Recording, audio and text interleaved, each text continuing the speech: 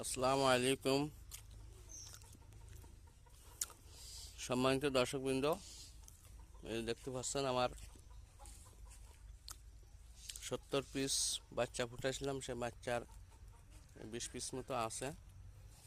এরা কয়েকদিন পরে ডিম দেবে। সবার কাছে দোয়া চাই, আল্লাহ যেন এদের বাঁচায় রাখে। 70 পিসের ভিতরে অনেকগুলো মারা গেছে, কিছু বিক্রি করছিলাম।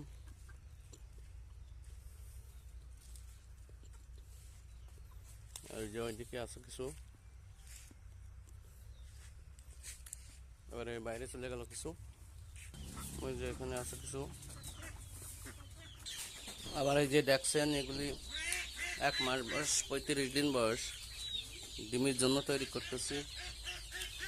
সবার কাছে দোয়া চাই, আল্লাহ তাআলা এদের বাঁচায় রাখুক, ডিমের উপযুক্ত হোক।